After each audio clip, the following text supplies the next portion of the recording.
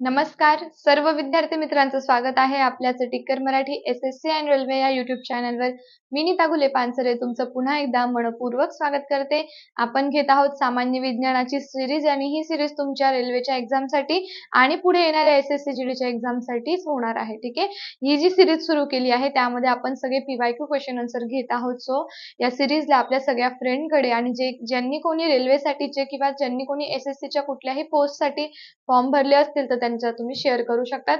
जसे एसएससीच्या ज्या पोस्ट आहे एमटीएस वगैरे त्यासाठी जरी तुम्ही शेअर केला तरीही चालणार आहे, कारण तुमचा सिलेबस मोस्ट ऑफ सेमच आहे, काही जास्त त्याच्यात डिफरंट नाहीये. ठीक आहे, सामान्य विज्ञानाचे जे क्वेश्चन आहे ते तुमचे सेम लेवलचे येतात, सेम कॅटेगरी मधले क्वेश्चन आहे, जास्त त्याच्यात बदल नाहीये. सगळे पीवायक्यू क्वेश्चन आपण घेत आहोत रेल्वेसाठी आणि एसएससी साठी सुद्धा.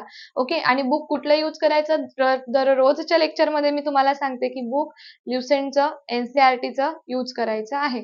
ठीक आहे, त्यानंतर बघा, आणि जे मी तुम्हाला थंबनेलवर पण दिलेलं आहे रेल्वेसाठीचं एक बुक आहे ते पण यूज केलं तरी चालेल, त्याच्यातूनच आपण हे क्वेश्चन आन्सर घेतो. बट आतापर्यंत तुम्हाला सगळं हिंदी आणि इंग्लिश मध्ये होतं, आपण फक्त त्याला ट्रान्सलेट करून मराठीमध्ये घेत आहोत. बाकी पीवायक्यूचं तुमचं काय आहे सिरीज आहे. ठीक आहे, सगळ्यांनी सेशन लाईक करून लिंकला जास्तीत जास्त शेअर करून घ्यायचंय. बघणार आहोत आपण पहिला प्रश्न. तुम्हाला जर उत्तर येत असतील तर तुम्ही बिंदास उत्तर देत जा. ठीक आहे, म्हणजे जेणेकरून तुमचाही अभ्यास सोपा होत जाईल, तुम्हालाही कळेल की आपण कितीपर्यंत अभ्यास करू शकतो किंवा याच्यातल्या किती गोष्टी आपल्याला येतात हे जाणून घेण्यासाठी तुम्ही सुद्धा काय करत चला, उत्तर देत चला. ठीक आहे, आता बघा इथे काय दिलेलं आहे. इथे तुम्हाला विचारलेलं आहे एन्झाईमचं नाव. पोटातून बाहेर पडणाऱ्या गॅस्ट्रिक ज्यूस मध्ये कोणते एन्झाईम आढळते? आपल्या पोटामध्ये म्हणजे जठरामध्ये, स्टमक मध्ये आढळून येणारे तुम्हाला एन्झाईम विचारले. एन्झाईमचा अर्थ काय होतो? एन्झाईमला आपण मराठीत काय बोलतो रे? विकरे बोलतो. हा, विकरे बोलतो. आता हे एन्झाईम काय कार्य करतात? जसं की आता कुठलीही रिॲक्शन होत असेल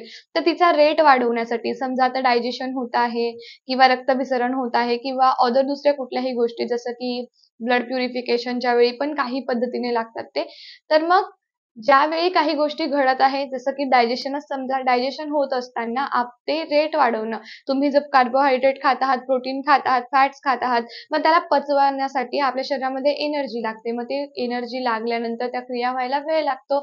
मग ते वेळ लागू नये आणि ती खूप जास्त मोठी रासायनिक अभिक्रिया असू नये आणि ती छोट्याच छोट्या वेळेमध्ये कंप्लीट व्हावी, त्याच्यासाठी त्याचा रेट वाढवण्यासाठी एन्झाईम तिथे कार्य करत असतात.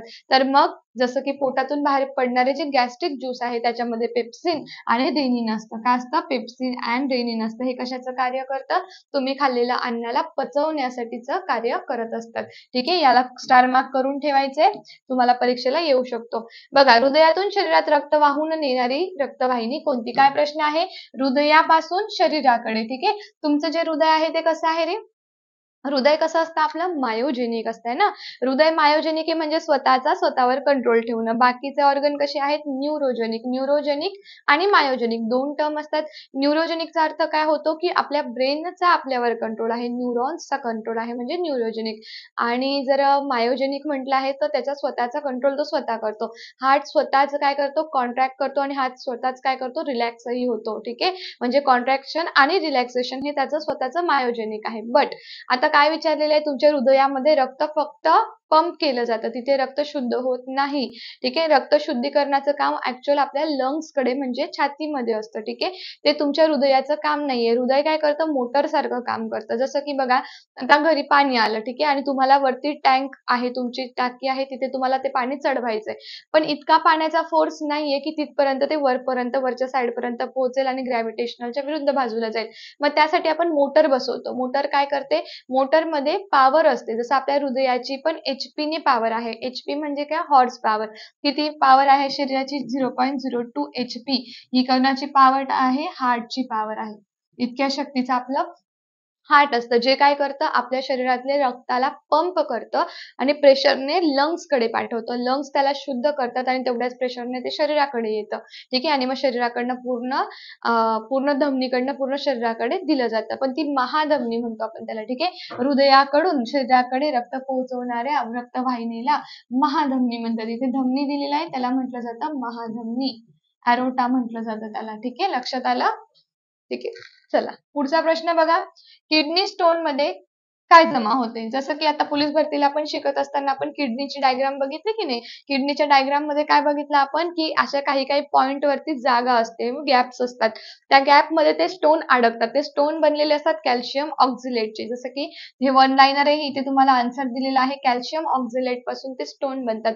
काही प्रमाणात कधीतरी कॅल्शियम जास्त खाल्लं गेल्यानंतर किंवा नेहमीच कॅल्शियम जास्त खाल्लं जात आहे आणि ते आपल्या ब्लड मध्ये ऍब्झॉर्ब होत नाहीये इंटेस्टाईन मध्ये, मग न ऍब्झॉर्ब झालेलं काय होतं, पुन्हा पुढे जातं आणि नंतर युरिन फॉर्मेशनला किंवा ब्लड प्युरिफिकेशनसाठी रक्त जेव्हाही किडनीमध्ये जातं तेव्हा किडनीच्या नेफ्रॉन मध्ये सुद्धा हे कॅल्शियम नाही जात. मग ते न गेलेलं कॅल्शियम जे गाळण्यात गेलेलं नाहीये ते कुठे जमा होतं, समजा अशी किडनी असेल, ठीक आहे, इकडे नंबर ऑफ नेफ्रॉन्स आहे, ठीक आहे, सगळं आहे. इथे जो गॅप उरलेला आहे त्या गॅपमध्ये किंवा या नलिकेमध्ये हे स्टोन काय होतात, जमा होतात आणि ते आपली जागा तिथे जमवून ठेवतात. जर एखाद्या शस्त्रक्रियेने किंवा औषधांनी ते स्टोन तुम्ही काढण्याचा प्रयत्न केला तरी सुद्धा जोपर्यंत ती जागा पूर्ण भरून येत नाही, कारण वेळ प्रत्येकाचं औषध असते ना, मग जशी जशी वेळ जाते तसं तसं ती जागा ही भरून काढली जाते आपल्या शरीराकडनं.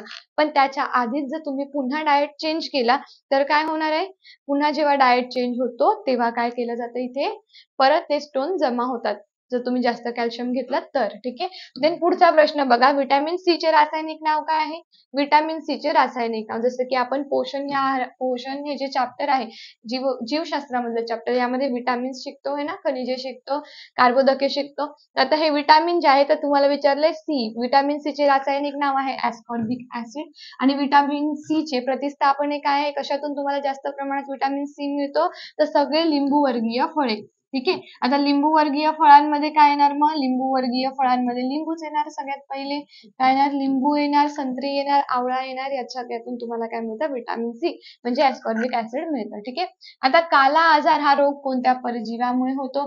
काला आजार हा एक रोग आहे जो परजीवीमुळे होतो. त्याचे बारीक बारीक आपल्याला सिम्पटमही आपल्या शरीरावरही झालेले दिसतात. तर हा होतो लेशमेनिया डोनावानी. कशामुळे होतो, लेशमेनिया डोनावानीमुळे होतो. आणि हा तुम्हाला आरोग्यशास्त्रातील प्रश्न आहे. कशातला आहे, आरोग्य शास्त्र. यामध्ये तुम्हाला पूर्ण रोग व त्याचे उपचार किंवा त्याचे विषाणू जीवाणूंवरती प्रश्न विचारले जातात. बघा, शरीराच्या कोणत्या भागावर टिटॅनसचा परिणाम होतो, म्हणजे काय, टीटीचा आहे ना. टिटॅनसचा परिणाम कशावर होतो, धनुर्वादाचा कशावर होतो, तुमच्या मज्जासंस्थेवर. मज्जासंस्थेवरती म्हणजे कुठे, मज्जासंस्था म्हणजे आपला जो जसं तुम्ही स्पायनल कॉर्ड बोलतात ना, पाठीच्या कणाला बघा, मेंदू आणि मेंदूच्या लगेच बॅक साइडला, मेंदूच्या लगेच स्ट्रेट खाली इथे काय असते, मज्जासंस्था तुमची. ठीक आहे. तर ह्यावर काय होतो, इफेक्ट होतो कशाचा, टिटॅनसचा. ओके. नंतर बघा, प्रतिजैविक पेनिसिलिन कशापासून मिळते. आता प्रतिजैविक पेनिसिलिन, प्रतिजैविक म्हणजे काय, अँटीबायोटिक. काय आहे, अँटीबायोटिक. याचा शोध कोणी लावला, याचा शोध लावला लिवेन हॉकिंनी, है ना. प्रतिजैविक अँटीबायोटिक पेनिसिलिन. ठीक आहे. तर पेनिसिलिन कशापासून बनलेला आहे, बुरशीपासून, म्हणजेच काय, कवकापासून. कशापासून बनलेला आहे, कवकापासून बनलेला आहे, म्हणजे बुरशीपासून बनलेला आहे. हे एक अँटीबायोटिक आहे. सर्दी खोकला जरी झालेला असेल, काही बॅक्टेरियल इन्फेक्शन झालं असेल तर तुम्ही काय करू शकता, पेनिसिलिनचा उपयोग करू शकतात. ओके. देन पुढचा प्रश्न, हृदयाच्या स्नायूंना नियमित अंतराचे आकुंचन देण्यासाठी कोणते विद्युत उपकरण वापरले जाते. हृदयाच्या स्नायूंना नियमित अंतराने आकुंचन देण्यासाठी, आकुंचन आणि प्रसरण म्हणजे इम्पल्स, ठीक आहे, ते इम्पल्स जनरेट होण्यासाठी काय वापरलं जातं, कोणतं विद्युत उपकरण वापरले जाते, पेसमेकर. मग पेसमेकर हे बाहेरून द्यायचे असते का, तर नाही. पेसमेकर ऍक्च्युली आपल्या शरीरामध्ये प्रेझेंट असते ना. पेसमेकर हे ऑलरेडी आपल्या शरीरामध्ये, जे आपलं हृदय आहे, हृदयामध्ये प्रेझेंट असतं. हृदयाला 4 कप्पे असतात आहे ना. हे काय आहे, उजवे अलिंद आहे, हे काय आहे, उजवे निलय आहे, इकडे असते डावे अलिंद आणि इकडे असते डावे नील, है ना. मग आता हे जे 4 कप्पे आहेत त्याच्यापैकी पहिला जो कप्पा आहे उजव्या अलिंदाचा, तिथे पेसमेकर बसवलेलं असतं. त्याला आपण एसए नोड म्हणतोय ना, काय म्हणतो त्याला, एसए नोड म्हणतो. मग ह्या एसए नोडला पेसमेकर म्हणतात. हे काय करतात, जनरेट कॅरी, बघा, इम्पल्स जनरेट करण्याचं, कॅरी करण्याचं कार्य करत असतात. आणि जर नॅचरल पेसमेकर आपलं खराब होत असेल तर काय केलं जातं, बाहेरून पेसमेकर बसवलं जातं आर्टिफिशियली. बघा, हृदय आणि फुफ्फुसांचे आवाज ऐकण्यासाठी डॉक्टर कोणते साधन वापरतात. हा तर कॉमन बेसिक क्वेश्चन आहे जो तुम्हाला कुठल्याही भरतीमध्ये विचारला जातो. त्याचा आन्सर आहे स्टेथोस्कोप. ठीक आहे. डॉक्टर कधीही आपल्याला चेक करण्यासाठी म्हणजे तुम्ही कधीही जा, काहीही तुमचं दुखू द्या, पण पहिले तुम्हाला चेक केलं जातं, तुमचे हार्टबीट चेक केले जातात आणि त्याच्यासाठी डॉक्टरांच्या गळ्यामध्ये असतो स्टेथोस्कोप, त्याच्याने काय केलं जातं, हृदयाचे ठोके चेक केले जातात. ओके. देन बघा, मानवी शरीरात एकूण हाडांची संख्या किती असते? आपल्या मानवाच्या शरीरामध्ये बोन्स जे आहे त्याची पूर्ण अमाऊंट किती आहे? किती संख्या आहे बोनची? तर 206 आहे. मग 206 कुणामध्ये? प्रौढ व्यक्तींमध्ये. प्रौढ व्यक्तीचा अर्थ काय होतो?